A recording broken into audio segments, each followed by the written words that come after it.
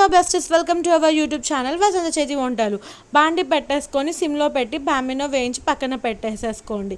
దాని తర్వాత ఒక బాండి పెట్టేసుకొని ఆయిల్ వేసేసేయండి. దాని తర్వాత ఆవాలు, జీలకర్ర, పోపు దినుసులు వేసుకోవాలండి. ఆవాలు, జీలకర్ర అండ్ మినప్పప్పు వేసుకుంటున్నాను. శనగపప్పు కూడా వేసుకోవాలి. ఇక్కడ నేను పల్లీలు వేసుకోలేను ఫ్రెండ్స్, మీకు కావాలి అనుకుంటే మీరు పల్లీలని కూడా యాడ్ చేసేసుకోవచ్చు.